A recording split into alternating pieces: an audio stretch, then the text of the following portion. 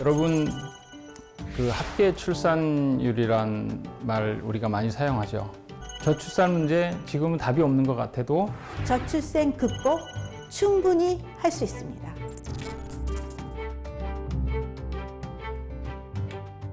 그러면 출산은 여러분들 질병입니까? 생리현상입니까? 출산 사실 무서운 일이 아닙니다. 질병이 아니에요. 죽을 만큼 아파야 아기를 낳는데 이게 잘못된 얘기라는 거죠.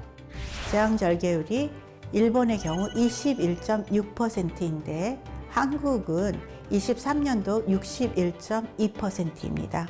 거의 3배입니다.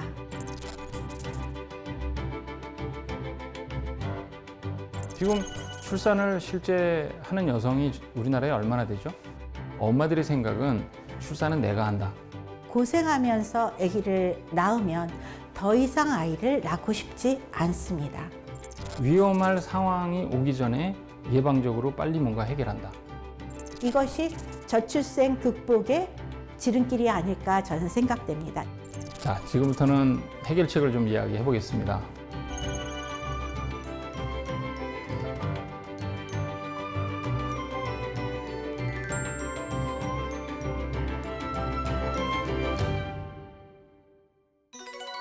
안녕하세요. 저는 산부인과 전문의 정환욱입니다.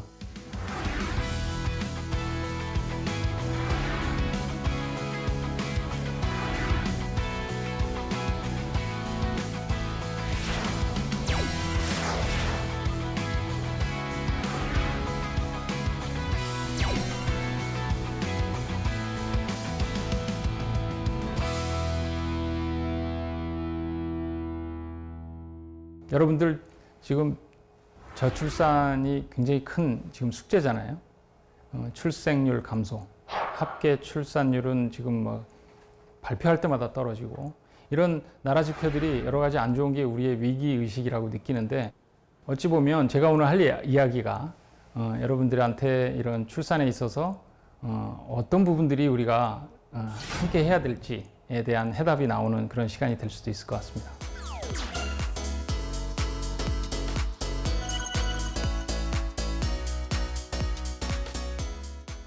1990년도에 처음 인턴을 산부인과 전문 병원에서 시작을 했는데요. 그때는 우리나라가 산부인과 전문 병원이 굉장히 활성화되는 초기 시점이었어요.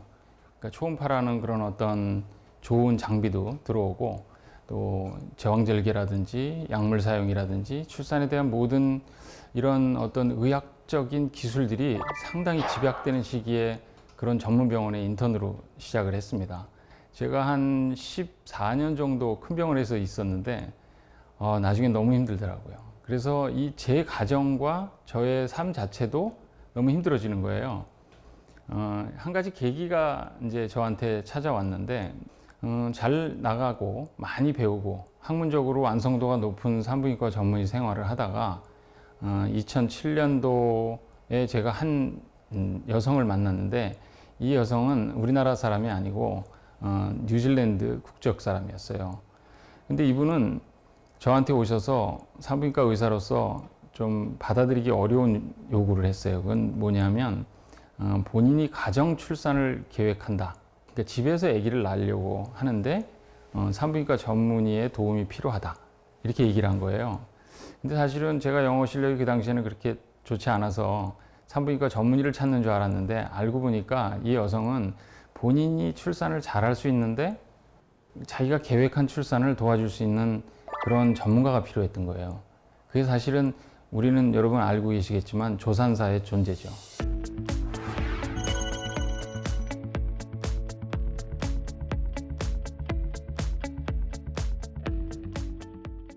의료기관에서 1년 동안 이론 교육 과정과 실습을 거쳐서 국가 면허 시험을 합격하고 면허를 취득한 사람이 조산사입니다. 임신, 분만, 산후, 육아까지 모두 함께 할 수 있는 중요한 의료인입니다. 또 출산만 중요한 게 아니라 출산이 끝나면 아기 모유 수유도 해야 되고 육아도 해야 되고 이런 어떤 일련의 과정에 대한 부분으로 출산을 생각했기 때문에 본인이 원하는 가장 안전하고 가장 행복한 방법을 계획했던 거죠. 그러니까 이 부분이 저한테는 되게 충격적이었어요. 아니, 의사가 있는 병원, 우리나라는 지금 이렇게 잘하고 있고 안전하다고 생각하는 수술도 할 수 있고 또 약물도 사용을 할 수는 있지만 다 필요해서 뭐 필요하면 어떤 마취도 할 수 있고 안전하다고 생각해온 제 15년 동안의 어떤 배운 과정을 어떻게 보면 좀 무시당한 느낌? 내가 필요 없다라고 하는데 나한테 도움을 좀 청하는 좀 아이러니한 상태가 된 거죠. 이 출산에 갔을까요? 안 갔을까요? 갔으니까 오늘 이 자리에 있겠죠? 정말 놀라운 경험을 했습니다. 왜냐하면요, 제가 일했던 환경은 여러분들이 알고 계시는 출산에 대한 이미지, 병원분만 이미지하고 거의 같아요. 즉, 병원에 당연히 가야 되고, 시설에서 나야 되고, 거기가 제일 안전하다. 그리고 거기서 많은 문제들을 다 해결해 줄 수 있어서 여러분들이 알고 있는 출산에 있어서의 안전과 고통의, 통증의 문제들, 만일의 하나 상황을 완벽하게 해결할 수 있는 것으로 그렇게 저는 알고 있어요. 여러분도 그렇게 알고 있어요. 근데 이분이 택한 것은 가정이라는 환경이 왜 이분한테는 더 안전하게 느꼈을까에 대한 부분을 제가 몰랐던 거죠.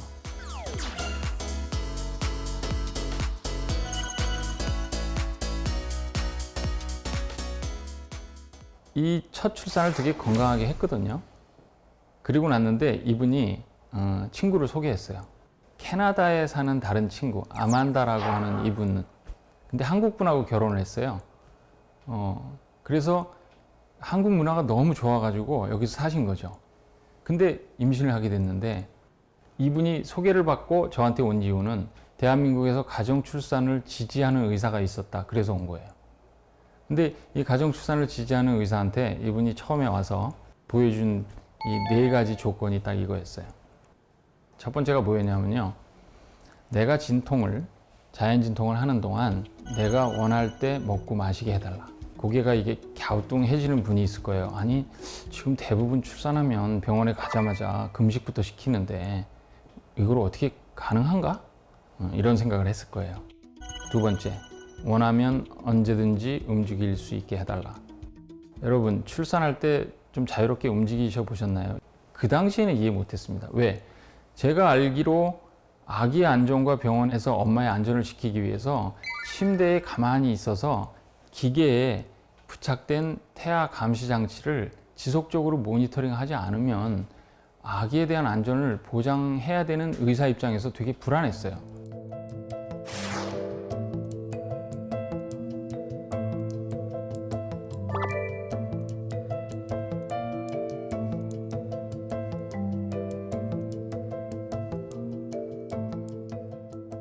병원분만 해서 그대로 누워있는 분만은 아도 하강이 잘 안 돼요. 계속 똑같은 체위로 있으면 하강이 제대로 되지 않습니다.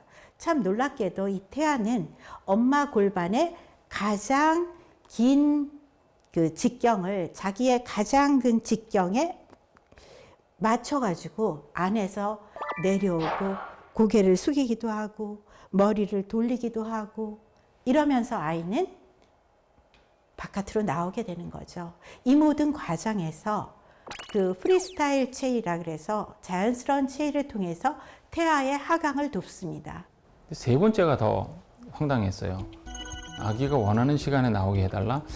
제가 훈련받은 상황이나 모든 저의 직업상의 또는 이 병원 시스템에서는 산모의 모든 이런 어떤 자연스러운 진통과 출산이 다 시각 각각으로 다르기 때문에 이 상황을 병원에서 그냥 가만히 의료 개입 안 하고 자유롭게 움직이면서 기다려준다는 건 굉장히 어려웠어요. 그리고 당연하게 네 번째 요구는요. 가정 출산을 하게 된다면 아기를 떼어서 따로 보내야 될 신생아실, 소아과 전문의가 없는 곳이잖아요. 그러니까 건강한지 확신만 한다면 엄마 품에 오래 놓을 수가 있다는 거죠. 이 4가지가 아만다의 기본 조건이었습니다. 탈출 목이 나겠어. 지금 출산을 실제 하는 여성이 우리나라에 얼마나 되죠? 최소한 20만 명이 넘어요. 저는 여기에 집중을 했으면 좋겠어요. 24만 명이라고 하죠. 또 이런 데이터가 있어요. 24만 명 중에 아기 하나만 낳는 사람은 60%가 훨씬 전에 넘었거든요. 63%랍니다. 그런데 놀라운 거는 둘째를 낳는 사람 비율도 꽤 돼요. 그리고 셋째 이상의 다자녀를 갖는 사람들이 실제 10,000명이 넘습니다. 여러분, 한번 다자녀를 갖는 사람들의 삶을 저는 오늘 좀 조명하고 싶어요. 그 사람들이 갖고 있는 이 생각이 중요한 게 아니라 그들이 경험해온 그 삶의 과정이 뭐죠, 여러분? 육아예요. 그러니까 육아가 잘 돼야 그 다음에 출산이 있고 둘째, 셋째, 넷째가 또 다른 출산을 하면서 엄마가 이게 이 출산을 통한 강한 성취감과 만족감을 느낄 수 있고 그래야 자꾸 낳는 거잖아요. 이 과정 중에 뭐가 세세하게 필요한지 그 이야기를 좀 해보고 싶어요. 그러니까 결론적으로 출산은 육아를 하는, 즉 한 아이를 키우는, 한 가정이 아이를 키우는 그 첫 단추이지 출산으로 모든 게 끝나는 게 아니라는 거죠.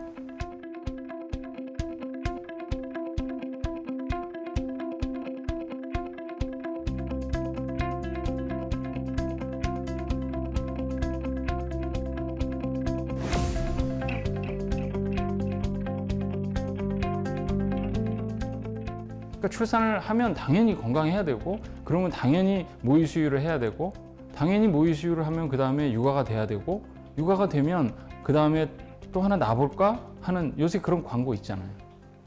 이게 가장 상식적인 거이듯이 엄마들이 요구하는 요구가 가장 상식적입니다. 나 아기 낳을 때 힘드니까 진통할 때 좀 뭐 먹어야 되지 않아? 땀 흘리고 그러니까 나 마시기도 하고 좀 움직이기도 해야 되지 않아? 그리고 좀 미리 서두르지 말고 아기 나올 때까지 좀 기다려 줘야 되지 않아? 그리고 아기 나면 그 고생을 해서 아기를 낳는데 내가 품에 안아서 좀 이 상황을 미셸 오당이라고 하는 프랑스에 있는 산부인과 농부와 상과 의사를 쓴 분이 이렇게 표현을 했어요. 사랑의 과학화라고 하는 책에서 이때 나오는 호르몬, 이때 나오는 것이 무엇이든 간에 이 여성이 갖고 있는 이 생리적 상태는 우리 아기를 안 낳아본 사람들은 알 수 없는 상태입니다.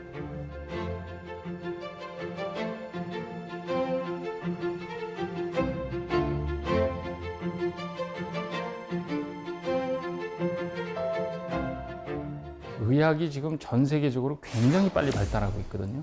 모든 것의 표준화처럼 느껴지고 있지만 사실 의학은요, 문제가 있는 사람들, 문제가 있을 것 같은 고위험군, 그리고 실제 문제가 생긴 사람들에 집중을 해야 되잖아요. 그러면 출산은 여러분들 질병입니까? 생리현상입니까? 사람마다 다르겠죠.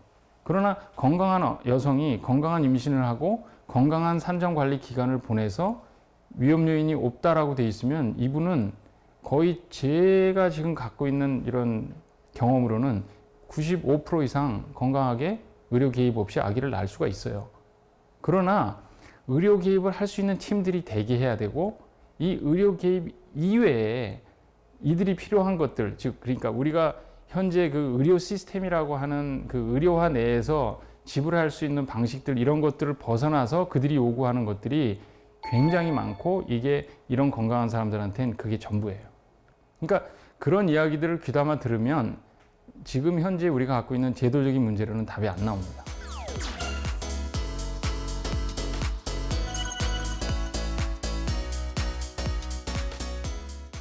우리가 사회가 해야 될 일, 미디어가 해야 될 일은 이런 거라고 봐요.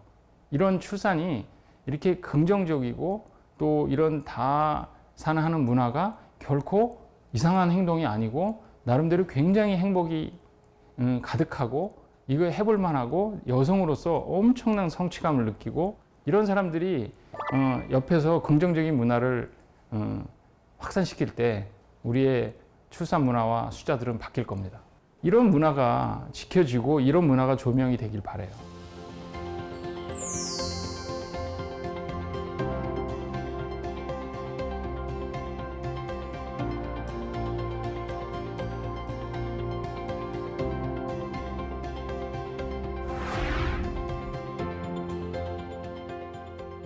우리가 출산 문화에서 가장 상식적으로 하는 얘기 중에 하나를 이 긍정적인 문화로 바꿨으면 좋겠는데요. 이 출산은 질병이 아니다. 맞죠? 그러나 출산은 합병증도 있고 위험한 순간이 있을 수 있는 두 건강을 책임지는 아주 중요한 순간이니까 이 출산에 질병이 아닌 상태에서 잘 마칠 수 있도록 모든 리소스와 모든 팀이 도와야 된다. 이게 너무나 중요한 출산 문화의 기본 개념이라고 생각합니다. 인류학적으로 의학이 모든 걸 해결할 수 없다라는 것은 많은 이 크로스 컬처럴 인베스티게이션, 출산 비교 문화, 여러 나라에서 다양한 문화에서 의료가 표준화되어 있는 툴인데 적용되는 과정이 다 다르다라는 거죠. 그거는 그 문화, 그 시대가 갖고 있는 어떤 기본적인 가치와 신념 기준들이 내려와 오던 것들하고 상충하지 않고 하나 합쳐진 거거든요. 그러니까 병원분만 문화가 우리의 고유한 출산 문화, 즉 출산 질병이 아니다라고 하는 전제를 지켜주는 가운데서 서포트를 해야 돼요. 그런데 현재 있는 의료와 이런 메디컬라이제이션, 의료화 시스템은 질병만 다루는 체계이기 때문에 우리가 이제는 출산이 질병이 아닌 여성들을 더 강화하고 그들이 출산을 질병이 아닌 채로 잘 마칠 수 있도록 이 시스템을 우리가 보완을 하고 만들어야 됩니다. 그게 우리나라가 지금 앞으로 나가야 될 방향이라고 생각해요.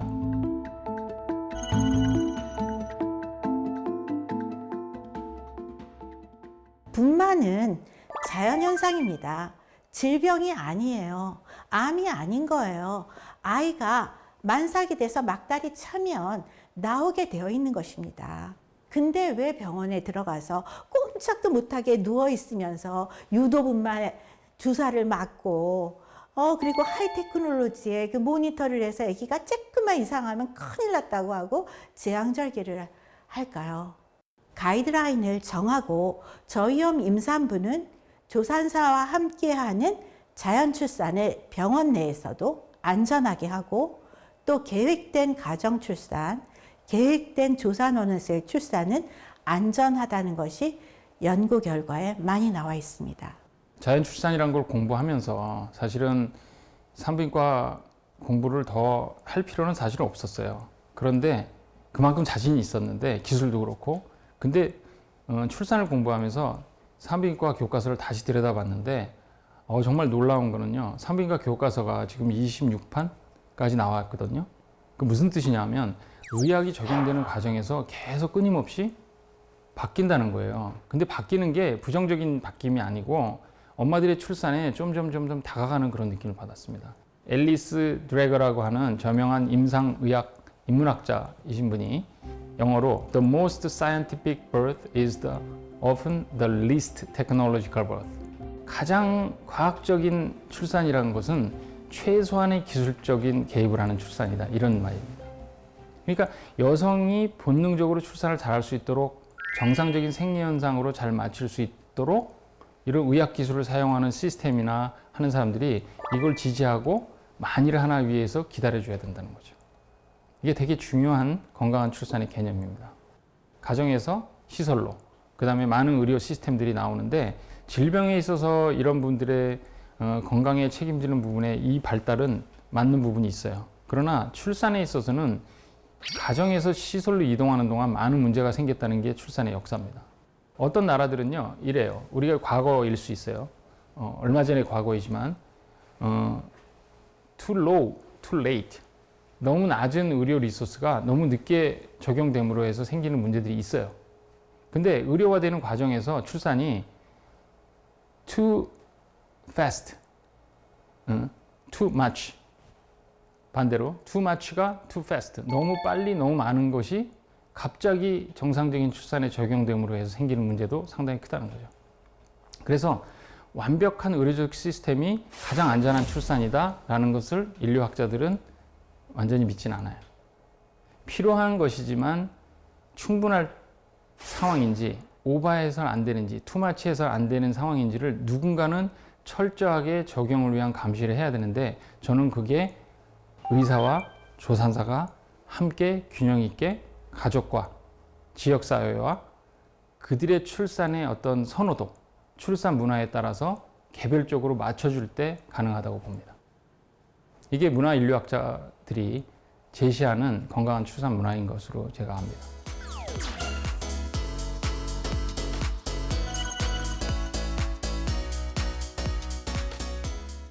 자, 지금부터는 해결책을 좀 이야기해 보겠습니다. 마터니티 케어라고 하는 말을 아세요? 마터니티 케어, maternal health. 이게 WHO에서는요, 이 모성 건강에 대한 정의를 분명히 이렇게 내리고 있습니다. 즉, 모성 건강은 다른 의학적 질병에 관한 건강 문제와 다르게 취급해야 돼요. 그리고 아기가 나왔을 때 신생아의 문제도 실제 엄마와 함께 관리를 해왔지만 함께 관리해야 된다는 좀 독특한 환경으로 문화로 넘어갑니다. 근데 의료화되어 있는 나라들은 대부분 아이를, 신생아를 분리해서 관리해요. 여러분들 아기 낳으면 어디로 가죠? 신생아실이요. 당연하게 그렇게 생각하실 거예요. 99.9%의 우리나라 출산은 그런 시설에 대한 정형화된 틀에서 나요. 그리고 아기는 적당한 때가 되면 빨리 산부인과 전문의가 밖으로 빼서 분만시켜서 해야 안전하다 이렇게 생각하고, 심지어는 촉진제, 그리고 또 빨리 어떤 이런 개념으로 빨리빨리 합니다. 그러니까 의료 시스템이 점점 정상적으로 혼자서 잘할 수 있는 분들한테도 자꾸 적용이 되는 거죠. 그분들이 누굴지는 모르지만 그런 자신이 그런 믿음을, 잘 출산할 수 있는 믿음을 갖고 있는 분한테는 이게 too much인 거예요. 너무 빨리 적용되는 거예요. 근데 어떤 분들은 나는 아기 아마 고통스러워서 좀 의학의 도움을 받았으면 좋겠어 하는 분들한테는 사실은 너무 늦게 적용되면 그것도 굉장한 불만 사항이 될 수 있어요. 그러니까 이런 상황들을 잘 관리하기 위해서 산정 관리 기간 동안에 특별히 의사들이 아까 말씀드린 대로 시간이 없어서 못하는 부분들을 누군가는 대신 해줘야 돼요. 이게 마터니티 케어예요. 이 마터니티 케어가 우리 지금 현재 출산 문화에서 많이 결여되어 있습니다. 왜냐하면 의사 위에는, 병원 시설 이외에는 출산을 위해서 필요하지 않다라고 믿고 있잖아요. 근데 정말로 어떤 환경이든, 정말로 의료가 얼마만큼 개입이 되든 엄마들한테 꼭 필요한 건요, 자신들이 원하는 것들을 들어주고 자신들이 원하는 걸 함께 할 수 있는 여성적인 그 타치, 그러니까 감성적인 공감의 타치가 필요한데, 이게 마터니티 케어입니다. 그러니까 전문 분야가 다르다는 겁니다.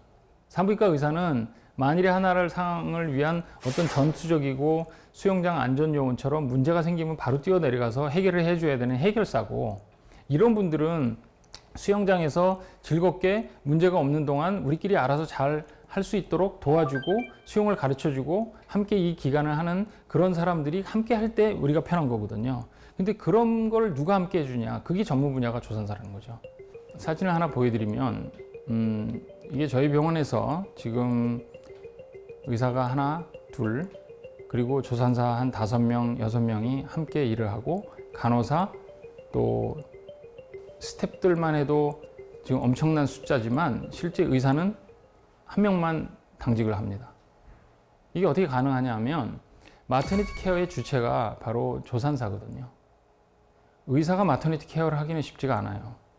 의사는 만일에 하나 상황을 대비한 의료 개입을 위한 준비를 해야 됩니다. 그러나 마터니티 케어라는 것은 이 의사가 산과적 그런 학문적 배경에 의해서 의료적 중재를, 수술도 해야지, 무통분만도 해야지, 약물도 써야지 할 수 있는 판단을 내리는 이런 과정에서 그게 언제 필요한지 적용할 수 있는 타이밍을 기다리는 거고, 최적의 타이밍을 하기 위해서 대기해야 되는 거거든요. 근데 진짜 출산의 환경의 상황에서는 아만다가 요구했던 그런 것들을 지켜주기 위해서는 의료 개입을 적당하게 할 수 있고, 의사와 소통도 하고 엄마와 소통을 할 수 있는 조산사가 필요한 거죠. 이분들이 큰 병원에 있으면 간호사 출신의 조산사고, 또 큰 병원이 아니라 지역사회에 있어서는 그냥 조산 학교만 나온 사람이 있어야 되고, 그 다음에 이분들을 돕는 듀라라고 하는 또는 직업군도 있어요. 그러니까 출산 조무사 같은 그런 개념입니다. 조산 조무사. 그러니까 조산사하고 한 팀이 된 사람들이 있어요. 그러니까 한 사람은 굉장히 숙련된 조산사, 한 사람은 지금 배우는 사람 또는 돕는 사람.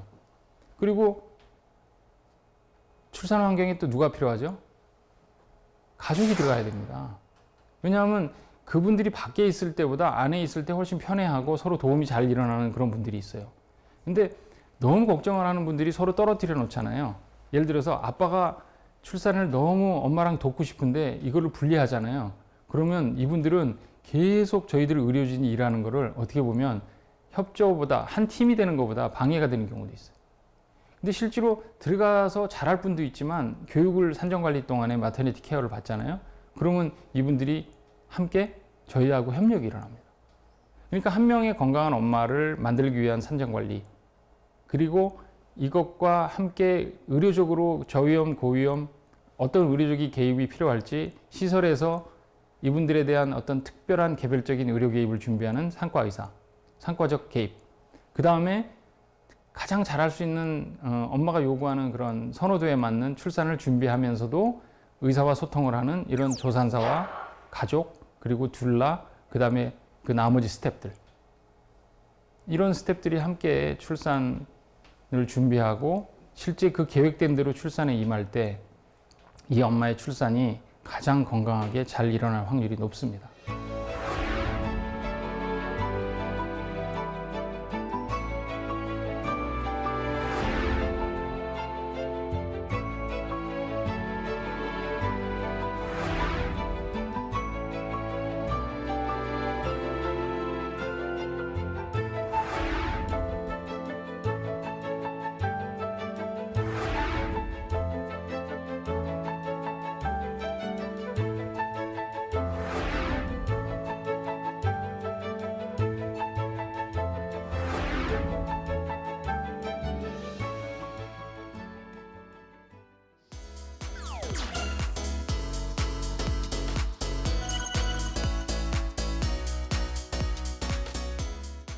자, 마터니티 케어가 꼭 출산에서 필요하다. 그래서 이 말씀을 드리고 싶은데 이 마터니티 케어란 게 생소하실 수도 있어요. 그런 차원에서 마터니티 케어란 이렇게 정의할 수 있습니다. 임신부터 진통, 출산 이후까지 여성의 총체적인 건강을 관리하는 것을 말하죠. 예를 들어서 산과학적, 의학적 기준으로 여성을 건강관리하는 질병이 될까봐 합병증을 관리하는 이런 케어가 있다면 또 실제 병이 없고 건강하고 자연출산을 잘할 수 있는 한 명의 아기를 낳고 또 낳고 자기가 문제가 없다는 걸 증명을 한 그런 여성들, 이런 그걸 원하는 여성들한테 우선적으로 제공을 동시에 같이 해야 될 다른 케어가 있다는 거죠. 이거는 자신의 출산을 어떻게 계획하고 자신이 어떻게 스스로 어떤 사람들과 함께 가족과 함께 출산을 할 수 있도록 별도로 상담을 하고 이들에 대한 교육과 함께 대화를 풀어나가야 되는 거예요. 근데 이것이 지금 현재 있는 우리 병원 시스템, 산부인과 전문의 시스템, 분만병원 시스템 내에 그대로 제대로 적용이 돼야 되는 그런 체계입니다. 여기에 필요한 사람들은 의사, 물론 그분들은 어떤 이런 시스템을 지지하고 만들고 관리하는 책임이 있지만 실제로 이걸 수행하는 분들은 조산사, 간호사, 그리고 여기에 출산의 이후에 모유수유 전문가, 그 다음에 산후관리 전문가, 그리고 심지어는 육아에 관련된 부분에 이런 총체적인 하나의 연결선상에서 이 산과학적 관리와 마터니티 케어는 같이 갑니다. 그러니까 이 두 가지가 사실은 필요할 때마다 사실 역할이 다른 거죠. 그러니까 처음에 임신 진단하고 산정관리하고 초음파하고 이런 저희들이 하는 이런 프로토콜에 따라서 이 트랙을 가지만 이 트랙과 동시에 이 요소 시기마다 그들의 각각의 특성에 따라서 출산이 마터니티 케어가 있다는 걸 소개하기 시작하면 이런 부분들을 선택하고 같이 투 트랙을 가다가 적어도 3분기 이전에 또는 이후에 자신들이 가졌던 방식에서 이제는 업그레이드 된 상태에서 두 가지 케어를 다 받고 나서 자신의 출산 방법을 결정할 수 있게 되는 거죠. 그리고 어떤 출산을 어떻게 하든 건강하게 출산을 마쳤다면 바로 아기와 함께 모유수유, 그 다음에 산후관리 이런 부분들이 지금 현재 의료 시스템의 보건학적 어떤 건강급여 정책에서는 이렇게 제한들이 있거든요. 시기라든지 서비스 해줄 수 있는, 우리가 지금 임신부한테 입원 기간 중에 진통과 출산을 통해서 제공해 줄 수 있는 급여가 제도가 있어요. 그런데 이 급여 제도에는 사실은 실제 이런 마터니티 케어에 대한 서비스 부분이 상당히 결여되어 있습니다. 왜냐하면 이거는 문제가 있는 사람 중심으로 의료 개입 중심으로 설계가 됐고 그런 부분들만 했는데 문제는 뭐냐면 우리나라가 이 질병을 다루는 면에 있어서 급여와 비급여를 엄격히 관리하는 부분들이 있잖아요. 근데 이 출산에 있어서 비급여 부분이 바로 이 부분이거든요. 마터니티 케어. 이 비급여 부분을 개별적으로 출산을 이 부분을 꼭 필요한 사람들한테 선택적으로 더 집중적으로 강화하는 이런 비급여 제도가 이 틀 내에서 필요하다. 저는 이렇게 생각합니다. 그러니까 이미 법은 있는데 지켜지지 않는 법 중에 하나가 산모 3명당 조산사 1명, 또 산모 몇 명당 조산사 1명은 반드시 병원에 두어야 된다라고 하는 법이 있습니다. 근데 이게 왜 안 지켜지냐 하면 사실 그 행위들이 별로 그렇게 필요 없다라는 그런 생각들이 있어요. 왜 그러냐 하면 우리나라가 의료 개입을 이제 출산에 필요하다라는 것을 도입하는 의료화되는 과정에서 시설로 옮기고 병원으로 옮기는 게 건강보험이 되면서 조산원이 이제 다 병원으로 흡수가 되는 이런 과정들이 있었거든요. 그래서 실제로 조산사와 엄마들이 함께 출산했던 이 내용이 그대로 병원으로 옮겨가야 되는데 실제로 건강보험을 처음 셋업할 땐 질병 위주로 하다 보니까 실제 의사들이 이런 게 필요하다라고 더 얘기를 했었던 초창기에 산부인과 우리 선배님들이 이 조산사의 필요성들을 법으로는 만들어 놨는데 이게 안 지켜진 거죠. 이게 안 지켜지고 있는 현실을 대변하는 것 중에 하나가 제왕절개율입니다.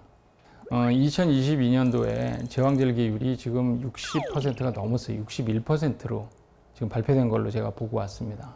이 61%의 제왕절개가 뭐가 문제냐? 뭐 이런 분들도 있어요. 저 브라질이나 어디 우리보다 더 높은 나라도 있다는데 이렇게 비교를 하는 것이 저는 의미가 없다고 생각하는 것이 이 제왕절개의 특성이 뭔지를 먼저 아셔야 될 것 같은데 이 제왕절개라는 게 만일에 하나를 위해서 준비하는 개념이잖아요.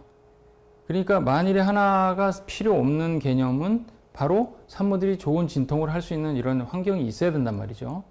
그러면 이런 환경에서 의사들이 어떤 약물도 필요하고 처치를 위한 이런 그런 검사도 필요하고 이런 시설도 필요하지만 실제 인건비로 들어가야 될 그런 조산사 또 이 출산을 진통을 도와주는 의료 개입하기 전에 도와줘야 될 사람들도 있어야 되는 거예요.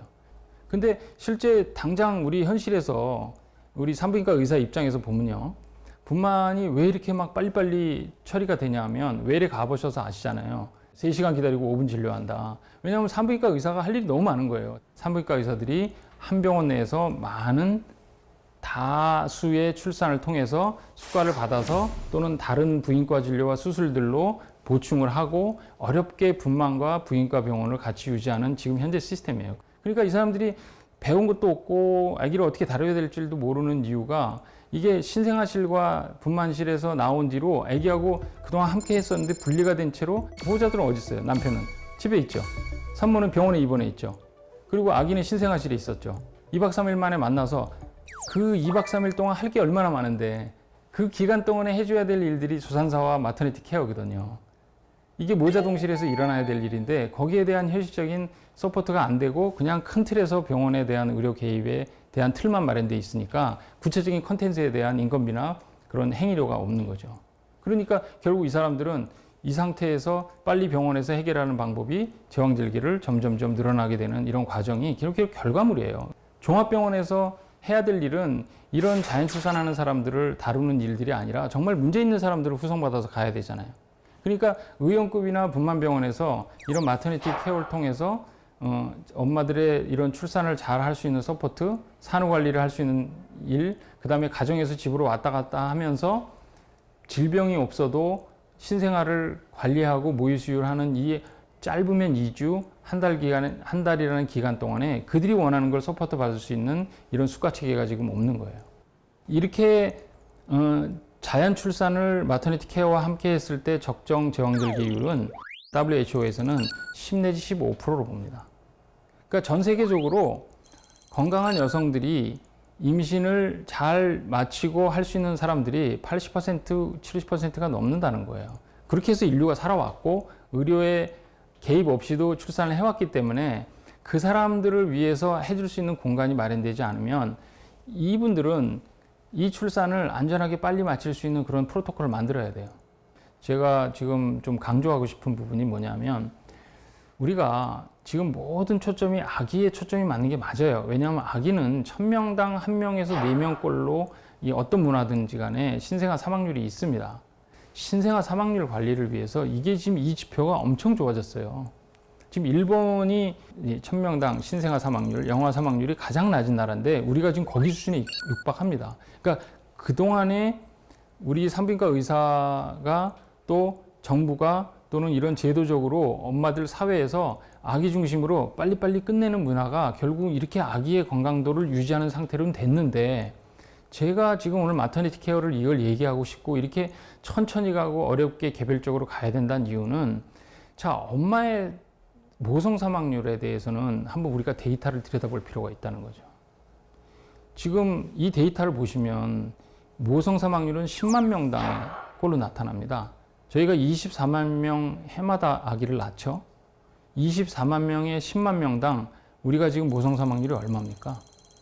지금 가장 최근 데이터로 9명, 10명, 11명 왔다 갔다 합니다. 그러면 우리나라는 지금 마터니티 케어라고 하는 조산사 관리와 이런 엄마들이 원하는 이런 방식들을 이런 놔두고 제왕절개를 하든 신생아 관리를 하든 이렇게 의료 시스템 내에서 신생아 사망률을 이렇게 낮췄지만 모성 관리를 그럼 OECD 국가에서 비교를 하면 이게 OECD 국가 중에서 굉장히 낮은 수준이란 말이죠. 자, 엄마 한 사람을 우리가 관리를 하지 않으면 엄마 한 사람을 잃으면 이게 엄청난 국가적인 손해잖아요. 저는 이 부분에 초점을 맞췄으면 좋겠어요.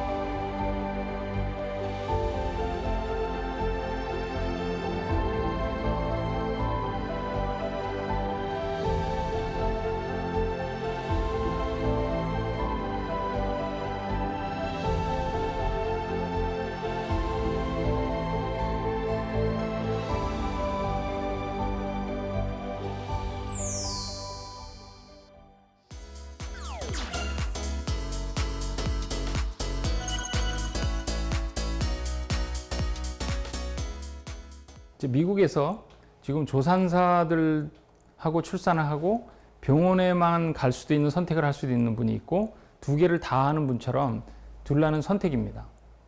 근데 이분들하고 한번 출산을 하잖아요.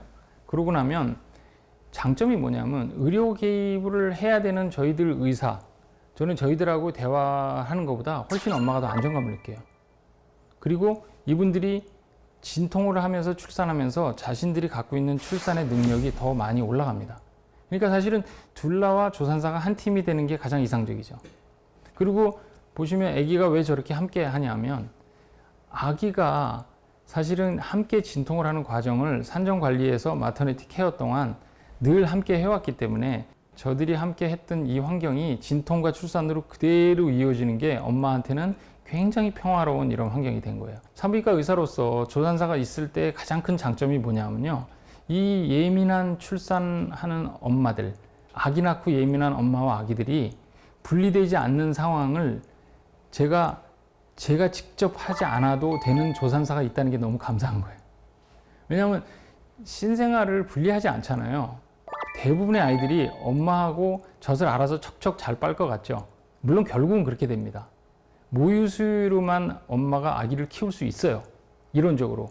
그런데 이런 과정이 3일, 4일, 5일 지나야 될 만큼 중요한 순서가 있는 거예요. 태어나서 가슴에 안기고 젖을 빨기 시작하고 그러면서 이틀, 3일 같이 끙끙거리고 두 사람이서 함께 달라붙어서 애착과 전물림을 하는 과정을 누군가가 도와주지 않는다면 이거 포기하기 정말 가장 진통보다도 더 포기하기 쉬운 게 모유수유예요. 이런 모유수유를 지켜주기 위한 산후의 마터니티 케어가 바로 조산사들이 할 수 있는 일이에요. 그러니까 조산사와 마터니티 케어는 산전에서 산후까지 그들이 해야 되는 역할이 굉장히 한 엄마와 아이와 가정을 중심으로 이미 정해져 있어요. 그러나 산부인과 의사는 여러 명을 단편적으로 문제 있을 때만 케어해야 되는 이 투 트랙을 운영한다는 게 이 노하우가 사실은 저희들은 굉장히 어렵게 여기까지 왔지만 이미 그렇게 셋업된 문화에서는 이게 자연스럽게 이걸 배우고 이대로 하고 싶은 사람들이 그걸 할 수 있게 배려가 되면 되는 거죠.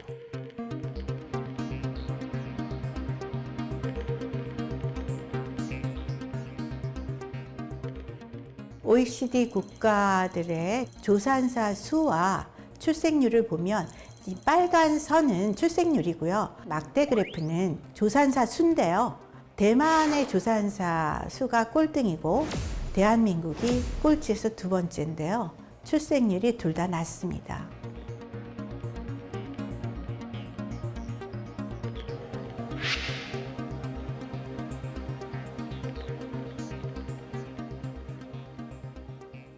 대만은 그 엄마들이 나서서 시민단체가 조산사를 우리에게 달라. 자연 출산을 하고 싶다. 이런 공청회를 여러 번 열었습니다.